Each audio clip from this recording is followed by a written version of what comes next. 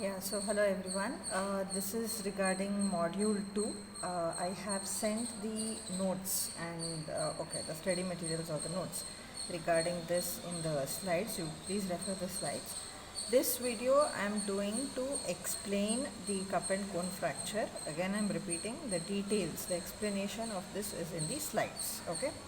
So this is types of fracture under, this topic comes under types of fracture. Particularly this is under ductile fracture. If you can see, this is the stage in ductile fracture.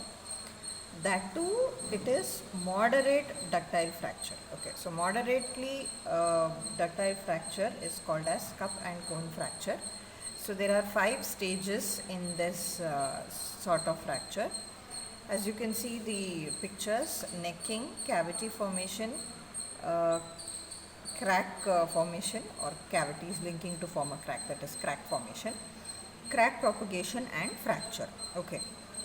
Most important thing that I have to tell you is, when you are explaining this particular topic in the exam, please don't forget to show this stress sign.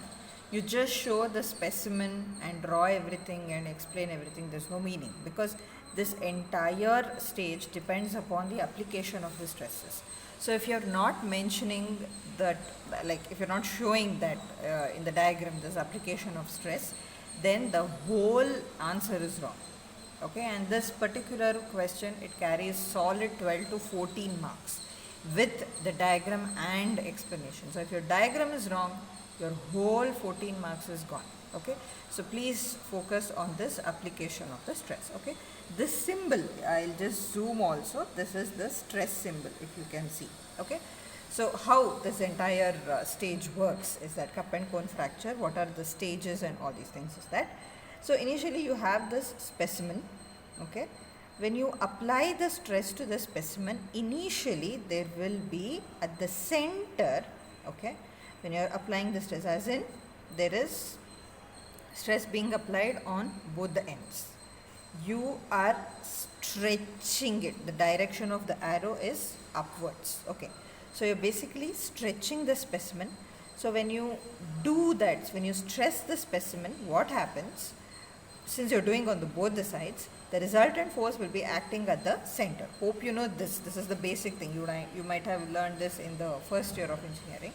So the resultant force will act at the middle, creating initially a neck formation. Neck as in there will be a slight bulge at the center. Okay, the cavity, there will be light reduction in the area, in the center area. Okay, that is what you see here. Since it's slight bulge is there, we call that region as neck. So that is called as neck formation. This is the first stage of fracture. Okay. The second stage is as you continue to apply the stress, that is as you are pulling it up and down, both upwards and the downwards, when you are stretching it, what happens, there will be formation of the cavities. This is the next stage after the neck being formed. There will be cavities being formed.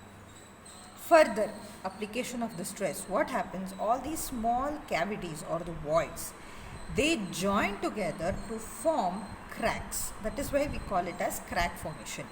That is, cavities link together to form a crack. Okay. Then further application of the stress makes the crack to propagate. Propagate as in they will grow. Here they are forming in the third stage. In the fourth stage, the crack will propagate. Okay, so that is what here you are seeing. Usually crack will grow at 90 degrees to the applied stress. That is, you are applying the stress in this direction. So 90 degrees as in perpendicular to it, you get the formation of the crack. Finally, that is crack formation. Then finally, as the cracks grow, there will be crack propagation. They will grow, the cracks grow. Finally, further application of the stress, it results in the fracture. So what happens when the material breaks, if you see the shape of the specimen, one is in the shape of the cup and other is in the shape of the cone. Okay, so because of the application of the force, what happens, this will be the formation.